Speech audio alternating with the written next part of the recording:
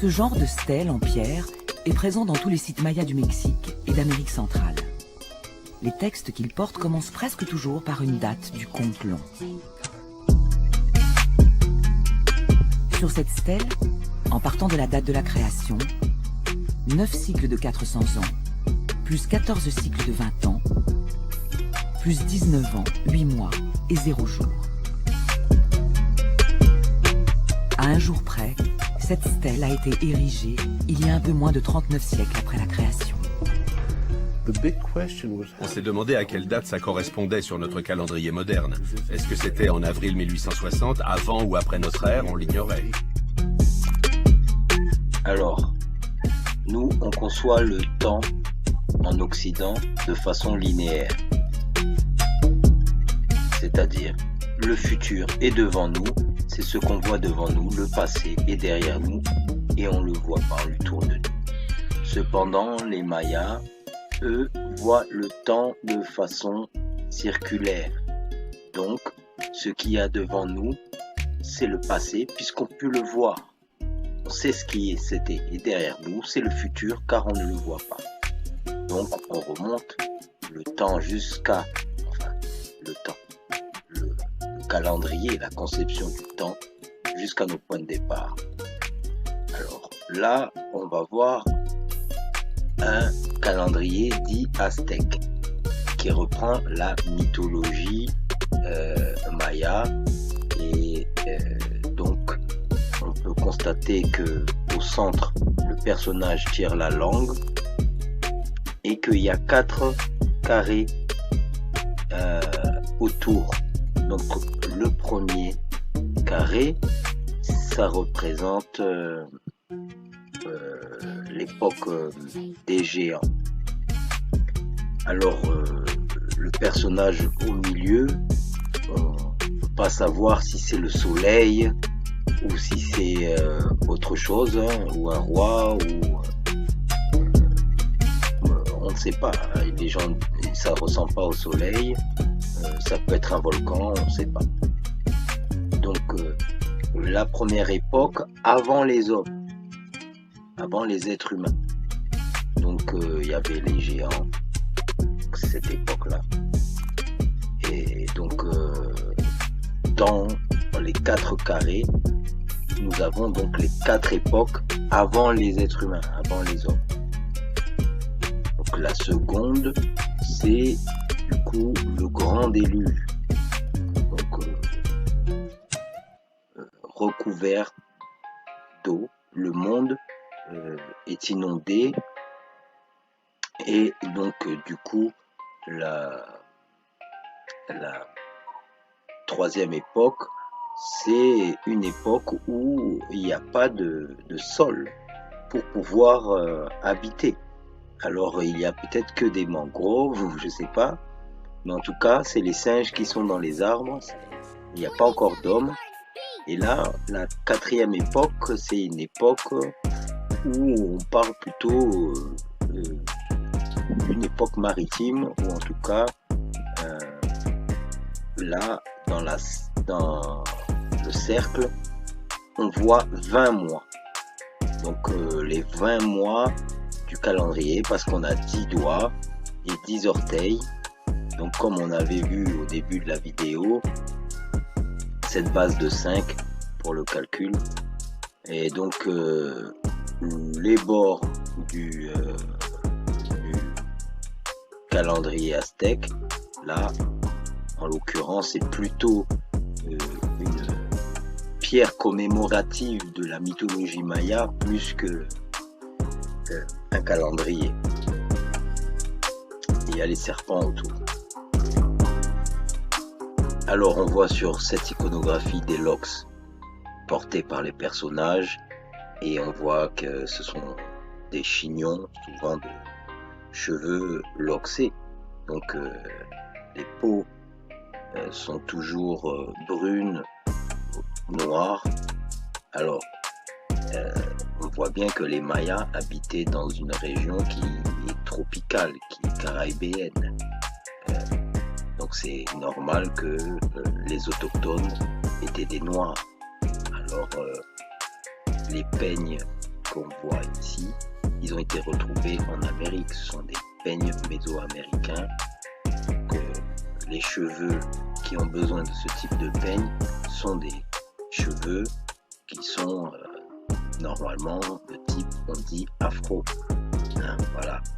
Mais on voit bien que les Olmecs, le mot voudrait peut-être dire ceux qui portaient des chaussures de caoutchouc, mais on voit aussi que ils ont des locks.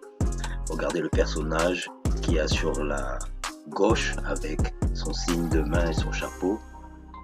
Là, on voit encore les peaux de jaguar, les guerriers jaguars.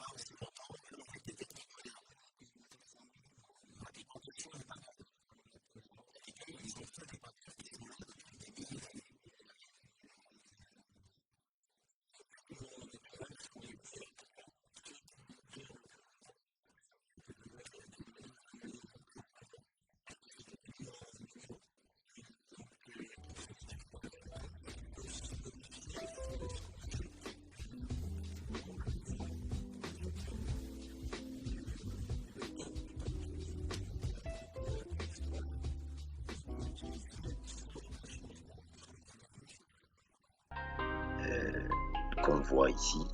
Donc il y a eu une guerre entre les guerriers jaguars et les guerriers aigles. Donc là, on voit encore des grands locks sur la tête de certains. Encore les guerriers jaguars. Là, on voit bien que le personnage est noir. Et ce qui est frappant, c'est qu'aujourd'hui encore, ces chignons, ces types de coupes ces types de coiffes sont encore portés par les gens des Caraïbes. Regardez les locks des personnages, de quasiment tous les personnages qu'il y a là. Donc, regardez les trompettes, les instruments, les maracas, tout ça. C'est des traditions mésoaméricaines ancestrales, et vous voyez que les anciens Amérindiens étaient noirs. Donc là, il y a eu beaucoup qui ont été déportés en Afrique et en Europe lorsque les Espagnols sont arrivés. Mais avant les Espagnols, il y a les Asiatiques qui sont arrivés, les Mongoloïdes. Les hommes qui ont peuplé l'Amérique en premier n'étaient pas les Mongoloïdes. C'est maintenant déterminé. Ils ne sont pas arrivés avant 7000 ans avant notre ère. Donc, il y eut une confrontation avec les autochtones. C'est-à-dire que une bonne partie des Amérindiens qui ont un type mongoloïde sont en fait des descendants des envahisseurs venus de Sibérie, qu'on peut apparenter aux Esquimaux, aux Inuits, qui sont d'ailleurs pas de la même vague de migration. Artefact de Wallam Olum. Wallam Olum a eu une influence considérable sur la perception des constructeurs de monticules. En 1836, Constantin Samuel Rafinesque publia sa traduction d'un texte qui, selon lui, avait été écrit sous forme de pictogrammes sur des tablettes de bois. Ce texte expliquait que les Indiens Lénapés étaient originaires d'Asie et racontait leur passage sur le détroit de Bering, narrant leur migration ultérieure à travers le continent nord-américain. Ce Walam Olum raconte des batailles avec des peuples autochtones déjà en Amérique avant l'arrivée des Lénapés. Les personnes qui ont entendu parler de ce récit croyaient que le peuple originel était le constructeur des monticules et que les Lénapés les avaient renversés et détruit leur culture. La datation au radiocarbone a établi l'âge du plus ancien complexe de tertres archaïques du sud-est de la Louisiane, l'un des deux monticules du site de Montesano, creusé en 1967 avant d'être détruit pour une nouvelle construction à Bâton Rouge, était daté de 6220 avant le présent, à plus ou moins 140 ans de marge d'erreur. Les chercheurs de l'époque pensaient que ces sociétés n'étaient pas capables sur le plan organisationnel de ce type de construction. Il a depuis été daté d'environ moins 6500, soit moins 4500 avant l'an 0, bien que tous ne soient pas d'accord sur cette datation. Watson Break est situé dans la plaine inondable de la rivière de Ouachita, près de Monroe, dans le nord de la Louisiane. Daté de manière sûre il y a environ 5400 ans, environ 3500 ans avant notre ère, au Moyen archaïque. Il consiste en une formation de 11 monticules de 1 à 8 mètres de haut, reliés par des crêtes formant un ovale, 270 mètres de large. Dans les Amériques, la construction des monticules de terrassement complexe a commencé tôt, bien avant la construction des pyramides d'Égypte.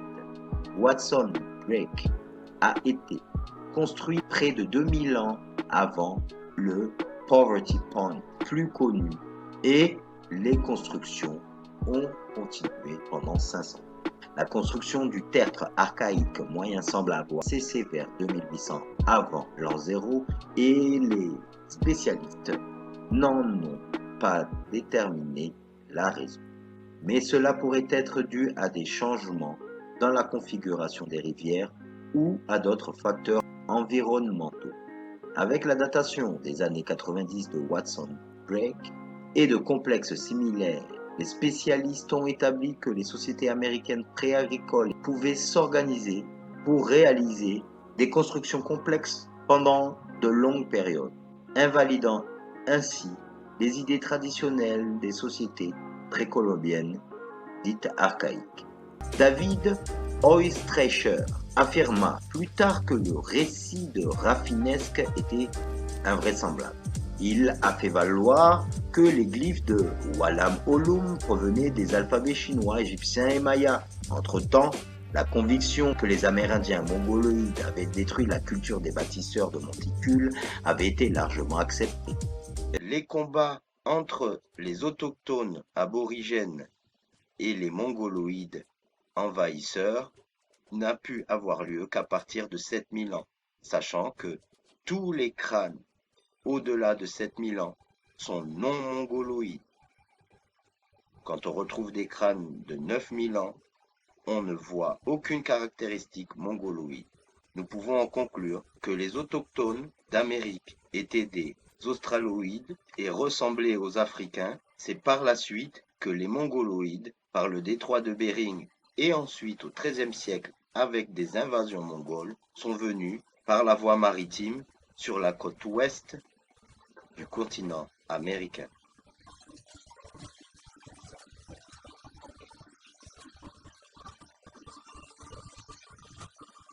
Il y a eu des guerres. Donc, les autochtones, ce sont normalement des gens à peau noire, mais les peaux claires qu'on dit aujourd'hui amérindiens sont en fait des envahisseurs. Et ils ont trouvé les temples. Et quand les Espagnols sont arrivés, ils ont demandé qui a construit ces temples. Ils ont dit c'est un autre peuple qui était là avant nous. Donc c'est pour ça que les Mongoloïdes, il y a eu des guerres parce qu'ils sont arrivés par le détroit de Bering Hypothèse que la construction était trop complexe pour les Indiens. Selon une idée reçue, les Indiens mongoloïdes d'Amérique étaient trop simples pour construire des ouvrages de terrassement et des artefacts aussi complexes. Les artefacts associés en pierre, en métal et en argile étaient considérés comme trop complexes pour être fabriqués par les Indiens mongoloïdes. Dans le sud-est et le mid-ouest américain, de nombreuses cultures amérindiennes étaient sédentaires et utilisaient l'agriculture. De nombreuses villes indiennes avaient construit des palissades environnantes pour se défendre, capables de ce type de construction. Leurs ancêtres, ils auraient pu construire des monticules, mais les personnes qui pensaient que les Indiens n'avaient pas construit le terrassement n'analysèrent pas de cette manière. Ils pensaient que les cultures nomades amérindiennes mongoloïdes ne s'organiseraient pas pour construire de tels monuments, faute de consacrer le temps et les efforts nécessaires à la construction de projets aussi fastidieux. Lorsque la plupart des colons britanniques sont arrivés en Amérique, ils n'ont jamais été témoins de la construction de monticules par les Indiens mongoloïdes d'Amérique. Ils ont également constaté que peu d'Indiens mongoloïdes connaissaient leur histoire lorsqu'on leur posait la question. Cependant, les Européens précédents, en particulier les Espagnols, avaient écrit de nombreux récits en anglais sur la construction des monticules par les Indiens negros indios. Garcilaso de la Vega a raconté comment les indios negros, les Indiens, avaient construit les monticules et y avaient placé des tentes. Quelques expéditions françaises ont déclaré rester avec des sociétés indiennes qui ont construit des monticules. D'autres hypothèses, celle de l'Assomption plus âgée que celle des Indiens mongoloïdes. Les gens ont également affirmé que les Indiens mongoloïdes n'étaient pas les constructeurs des monticules, car les monticules et les artefacts connexes étaient plus anciens que les cultures indiennes mongoloïdes. La mauvaise compréhension de la stratigraphie par Caleb Atwater lui a fait croire que les bâtisseurs étaient une civilisation beaucoup plus ancienne que les Indiens mongoloïdes. Dans son livre Antiquities Discovered in Western State 1820, Atwater affirmait que des restes indiens étaient toujours retrouvés sous la surface de la Terre, comme les artefacts associés aux constructeurs de monticules ont été retrouvés assez profondément dans le sol. Atwater a affirmé qu'ils devaient appartenir à un groupe de personnes différentes. La découverte d'objets en métal a également convaincu les gens que les constructeurs de monticules n'étaient pas des Amérindiens. Les Indiens mongoloïdes rencontrés par les Européens ne pensaient pas qu'ils auraient pu pratiquer la métallurgie. Certains artefacts trouvés en relation avec des monticules portaient des symboles. Comme les Européens ne connaissaient aucune culture indienne dotée d'un système d'écriture, ils ont supposé qu'un groupe différent les avait créés. Mais les autochtones d'Amérique, c'était des Noirs. Donc, vous avez qu'à regarder toutes les gravures qui vont suivre dans la vidéo. Ça, ce sont des peintures murales. Et on voit bien que le type de personnage, aujourd'hui, avec les gros médaillons en or, Costa Rica, la côte riche. Donc c'est aussi ce qu'on appelle la côte d'or. Voici aussi les anciennes gravures qui nous rappellent les religions dites importées, alors qu'on a déjà des iconographies qui s'y rapportent. Voici l'ancêtre du jeu du basket et de la balle de gomme, de caoutchouc. La gomme, ça permettait de faire des semelles et des balles. Et donc, ils jouaient à ce sport qui rappelle aujourd'hui le basket. Et vous savez qu'en NBA, ce sont toujours les Noirs qui sont les joueurs les plus nombreux dans ce domaine. On va dire que c'est pas un hasard.